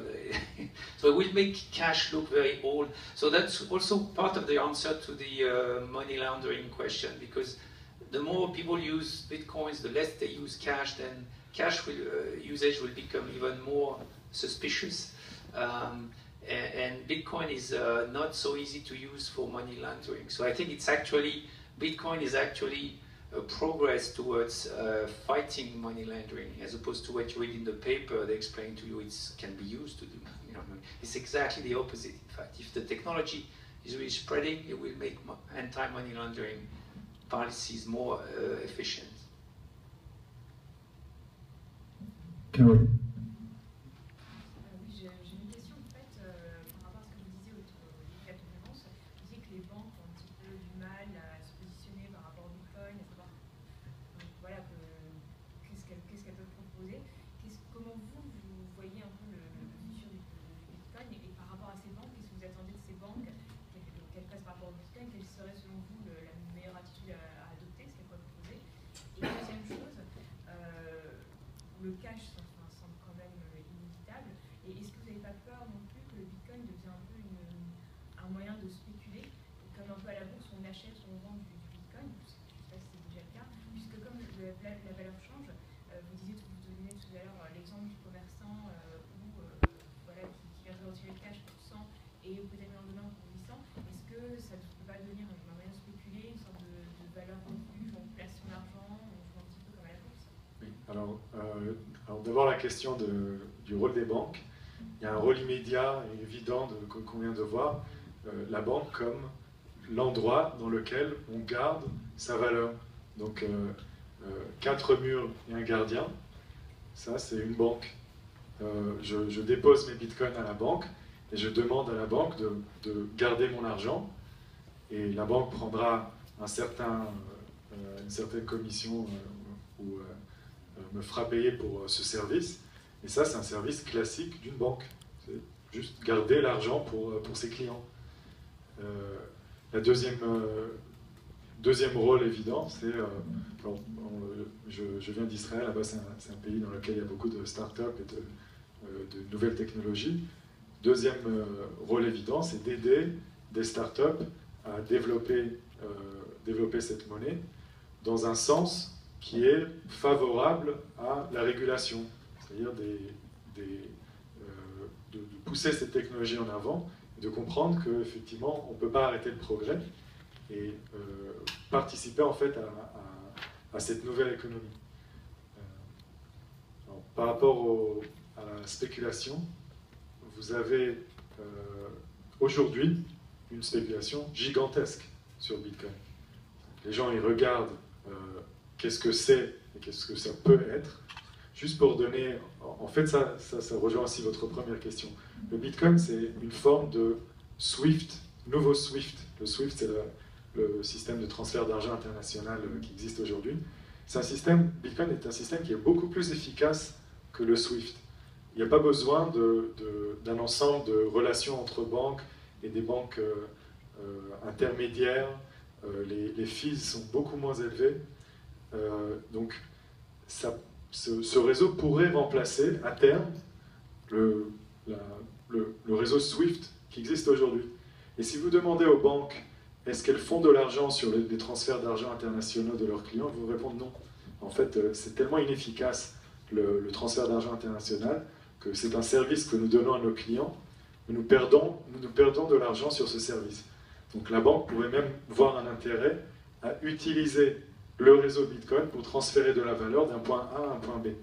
Maintenant, quand je dis quelque chose comme ça, le Bitcoin pourrait être utilisé pour transférer de la valeur à la place de SWIFT, et que je sais qu'il n'y a que 21 millions de bitcoins dans le monde, et il n'y en aura que 21 millions, aujourd'hui il y en a 12 millions, et à la fin il n'y en aura que 21 millions, ces 21 millions devront représenter toute la valeur qui circule sur le réseau, une partie de la valeur qui circule sur le réseau SWIFT actuel. Et si on regarde les milliards et les milliards de dollars qui circulent aujourd'hui sur le réseau SWIFT, on peut comprendre qu'un bitcoin ne pourra pas valoir 600 €. Parce que quand on voudra transférer 10 milliards d'euros par jour, aujourd'hui, toute l'économie Bitcoin vaut 10 milliards d'euros. Donc, il n'y aura pas assez de tokens, il n'y aura pas assez de Bitcoin disponibles pour pouvoir faire transférer la valeur d'un point A à un point B. Donc, en fait, cette spéculation qu'on entend, c'est une spéculation qui se dit, si ce système arrive à maturité et à son potentiel maximum, il peut remplacer le SWIFT, et à ce moment-là, un Bitcoin ne va pas valoir 600 €, il vaudra 100, 1000, 10 000 fois plus. Parce qu'il faut représenter une valeur 10 000 fois plus grande. Donc cette spéculation-là, elle vient de cette croyance que, oui, ça pourrait à terme remplacer le SWIFT. Et ça ne va pas s'arrêter. Les gens qui spéculent pour... objectivement, ils regardent la technologie, ils regardent l'industrie et l'infrastructure qui est derrière, ça c'est un. Et évidemment, ils regardent aussi le cours du Bitcoin, et tout le monde sait reconnaître un cours qui va vers le haut. Donc il y a des spéculateurs qui rentrent. La plupart des spéculateurs qui veulent faire un gain très rapide, dès qu'il y a une petite baisse, ils sortent leur argent. Donc ça ajoute à la volatilité. Une question dans le fond.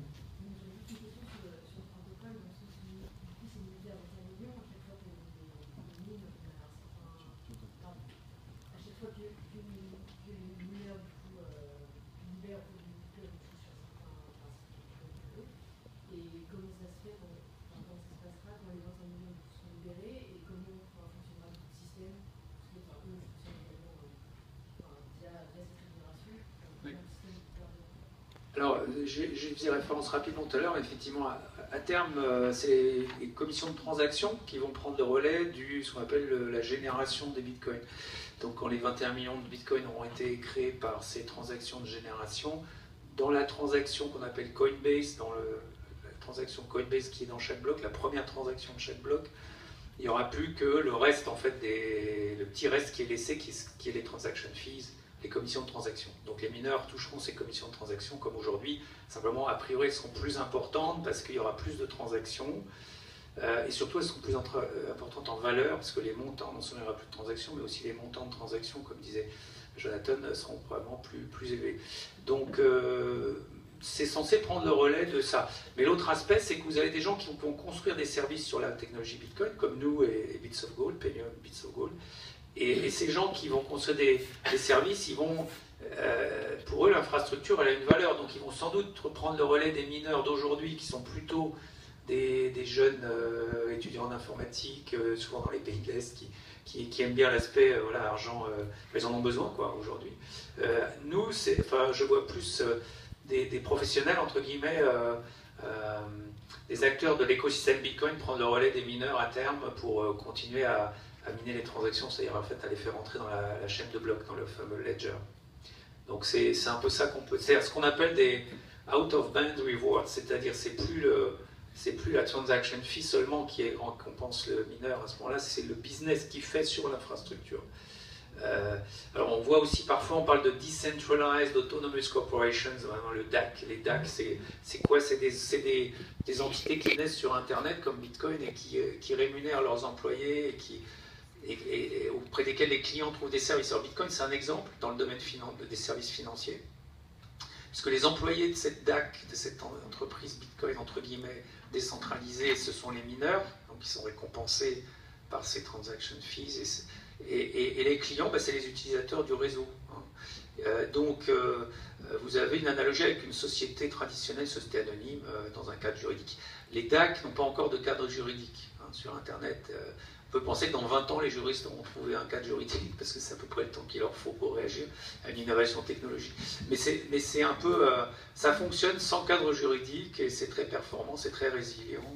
Vous ne pouvez pas faire une attaque DOS sur le réseau Bitcoin. Vous pouvez faire une attaque DOS sur une start-up, sur Bits of Gold ou sur Bitcoin Central. Par contre, vous n'allez pas pouvoir faire tomber le réseau Bitcoin. Il va être disponible 24 heures sur 24, 365 jours par an. Une banque, vous pouvez faire tomber ses serveurs. Donc voilà, vous voyez tout de suite les avantages et le modèle économique un peu de cette histoire, c'est des avantages de réduction de coûts, de performance, mais il n'y a pas de structure juridique, donc il faut s'habituer à des sociétés, entre guillemets, des entités économiques, des acteurs économiques qui ne s'inscrivent pas dans un cadre juridique existant. Mais ça ne veut pas dire que ce cadre juridique ne va pas être créé, ça va prendre plus de temps que les effets économiques de ces nouveaux acteurs.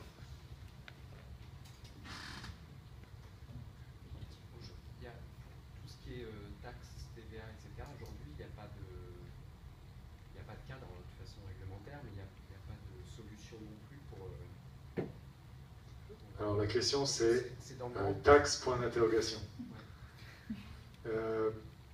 Et la réponse est cash, point d'exclamation.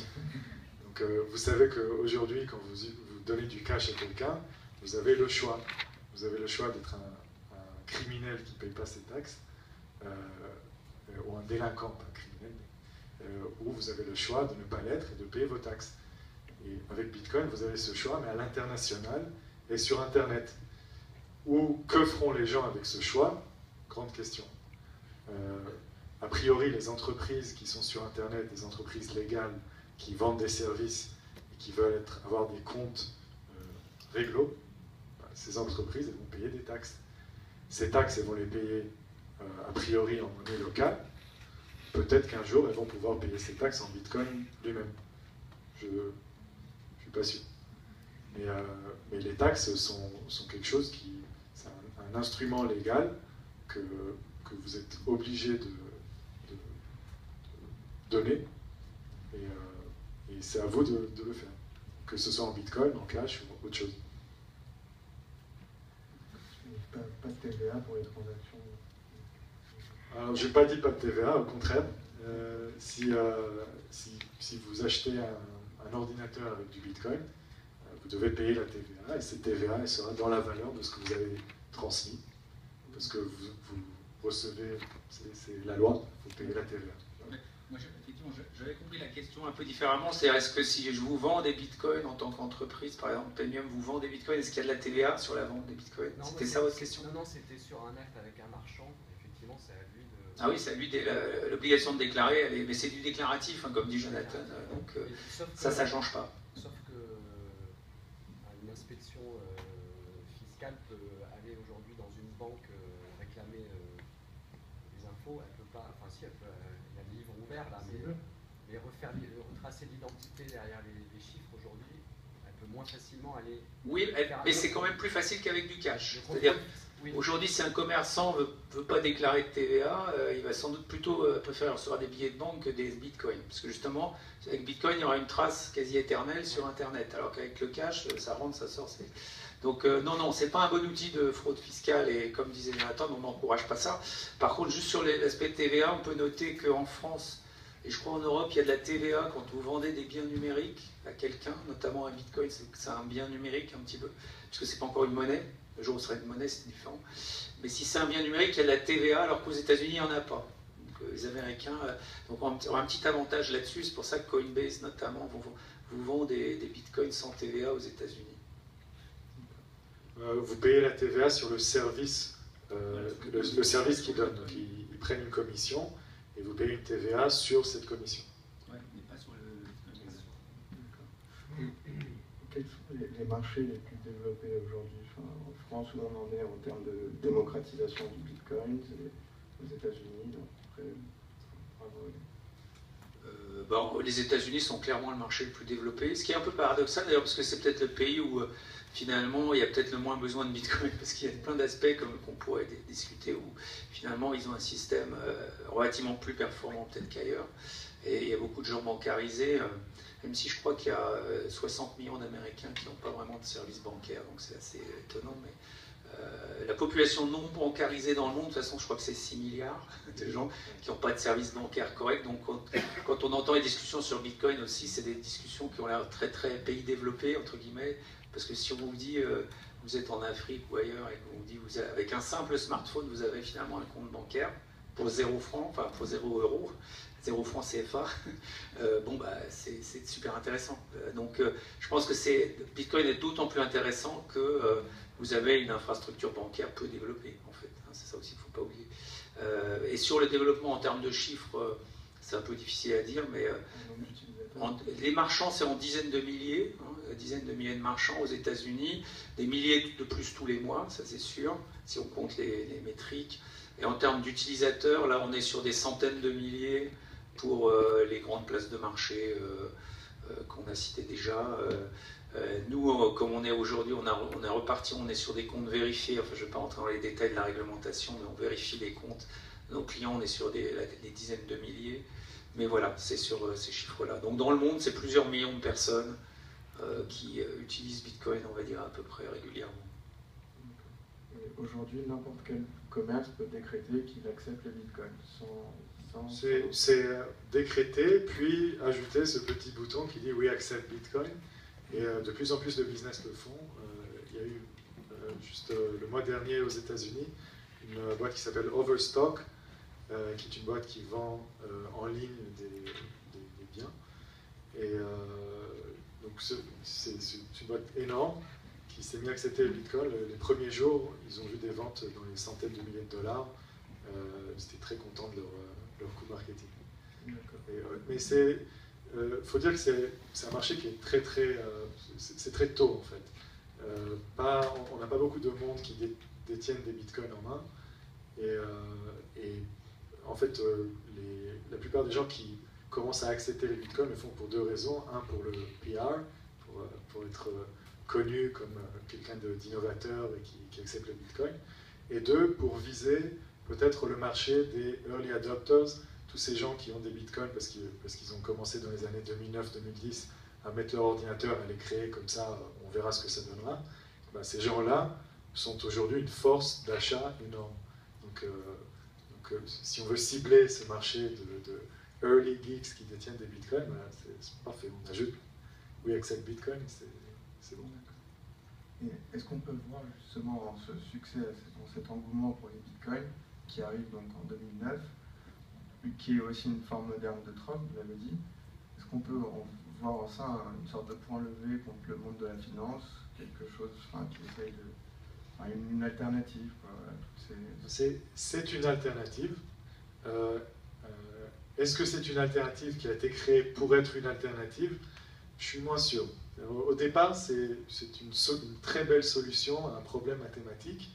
Et la personne qui a créé ça, ou les personnes, étaient très conscientes de ce qu'ils étaient en train de faire. Et les paramètres étaient des paramètres qui incitaient les gens à rentrer dans l'économie.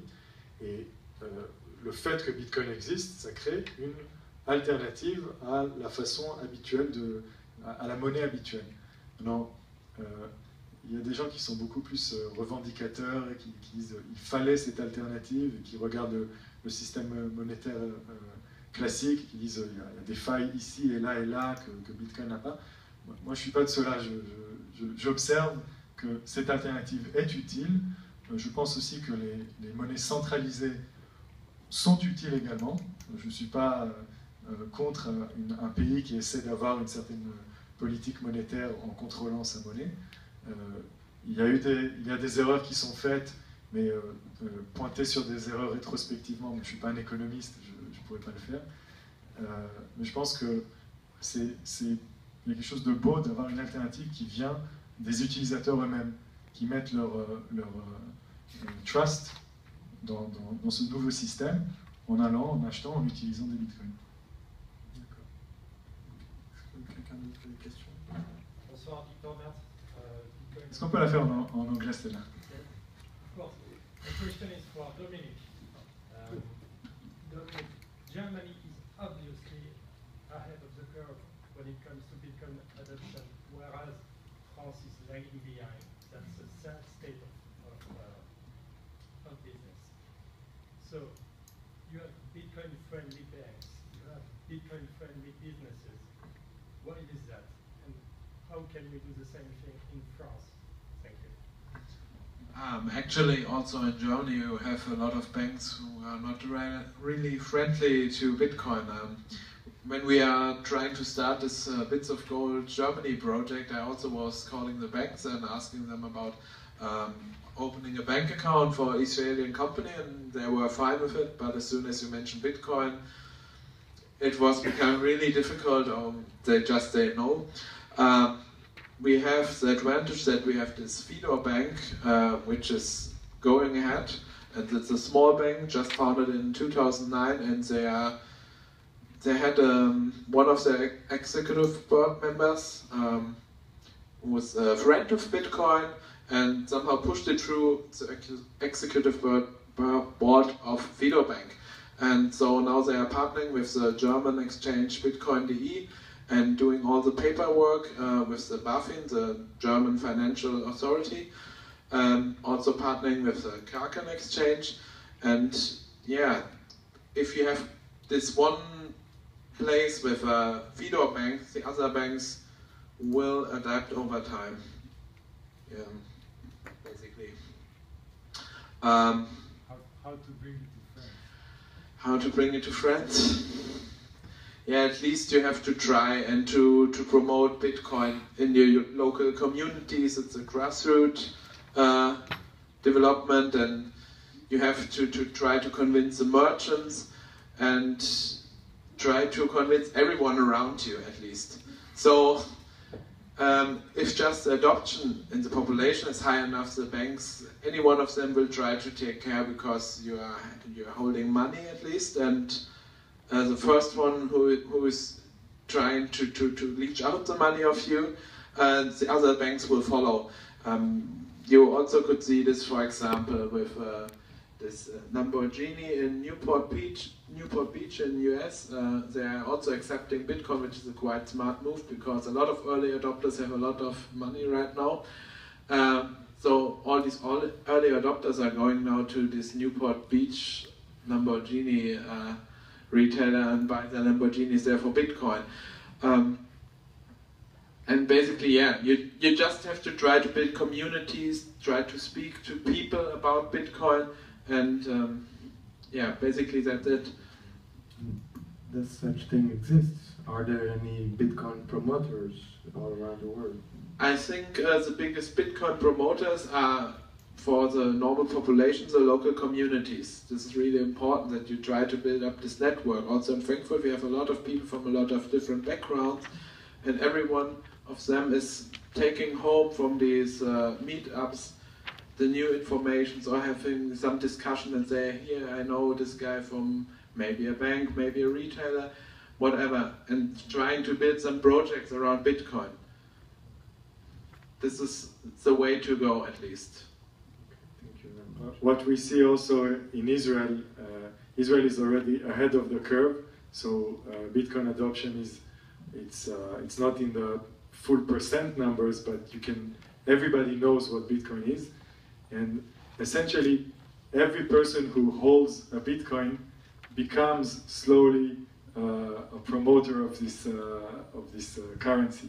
So, and the interesting part is that now we are beginning to see people, bankers or executive people who are getting into this currency for themselves, and this is spreading in areas where there was a lot of suspicion at the beginning. And now the information is out there. This type of population is beginning to understand the advantages of this currency. And I think there is also an element of time. It took me a year and a half before, from the moment I learned what Bitcoin is to the moment I put my hand in my pocket, took money and bought some Bitcoins. I think this time is incompressible. You have to digest what was invented and how it works, and you cannot believe that this thing is going to continue just at the first moment, because it's very new. So what we're seeing is that old-timers are already completely convinced, and they talk about it. This is the new money, it's established. People like us, we start companies in Bitcoin because we were early adopters. We know that this is money. But you guys maybe don't know, but that's fine. In 2 years, everybody will know. This is what happened also in, there was a very large conference in San Jose in 2013 this year, and last year. And we saw people inside this conference, 1,200 people, looking at each other and saying, okay, this is like the internet in '92. Everybody in this room gets it, and everybody outside of this room is looking at us geeks, saying, why do you think this is going to work? And much in the same way that in '92 you would show your mother, Netscape Navigator, look, I click and I move a page. And this is internet, The mom would say, well, that's very cute, my son, go away. Much in a similar way, if I will show now the transfer of 1 Bitcoin from one place to another, or 1 milli-Bitcoin, because that's not exaggerate, from one place to another, people will say, well, you're moving points. What's the big deal? So I think in 2, 3, 5, 10 years, we will all understand that this is the way money functions on the internet, and that's it. It also reaches the speculation point. This is why people speculate. The people who got exposed to this idea early are saying, okay, I got this. 99.9% of the population did not get it yet, so I have an advantage. $800, that's expensive, but maybe it's cheap, I don't know. Well, anyway, you guys are very good promoters of the Bitcoin industry. And how easy it is to cash out of the Bitcoin industry if you feel that the bubble, the speculative bubble, is going to burst somehow? Can you? So, to cash out, what you need is a person that wants to buy the Bitcoins from you, right? So if the Bitcoin is at $1,200, I'm sorry, I'm talking dollars because that's the rates that I have. If the Bitcoin is $1,200 because it went up 20% in one day, and you're thinking, okay, this is crazy, I want to sell, you need to find a person who's willing to buy. Now, when the Bitcoin goes up, everybody wants to buy. There's more and more people who are crazy because they see a rate going up and they think I can get rich fast. When it goes down and you're trying to sell your Bitcoins, then you need to have someone that accepts the rate at which you want to sell. Now let's suppose the rate went a little bit down. It was 1,200 and now it goes to 1,100. You're trying to sell, but by the time you get there, it's already 1,000. And you were asking for 1,100. No buyers. So you go low, you go to 1,000. But people are already selling it at 900. So you can see what I just described is a wave of speculation which makes Bitcoin investment very, very risky for people who are in it in the short term. So if there's one message for this crowd, Bitcoin is a very risky investment. You need to understand try to understand the technology, try to digest it, and if you think you want in, the price itself is not really relevant because it's something to invest in the long term. Thank you very much for your answer. Are there any questions?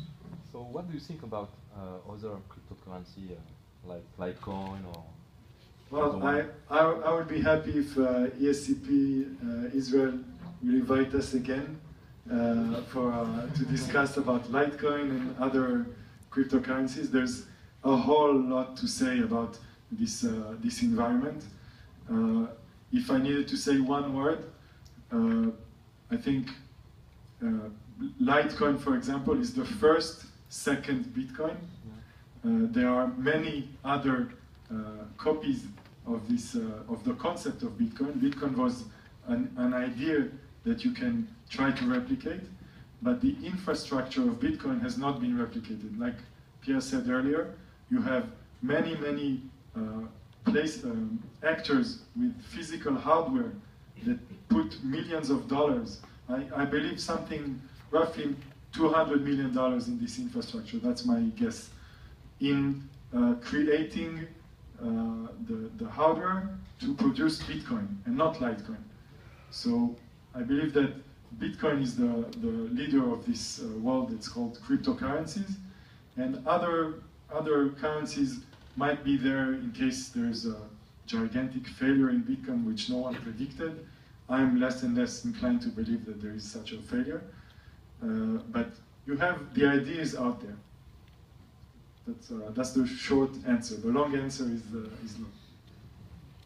Okay, so thank you very much for being here. It was really an honor for us. And merci beaucoup d'être venus aussi nombreux. So now if you guys want to have a drink or maybe something to eat, you're most welcome by ESCP Israel. And really thank you very much.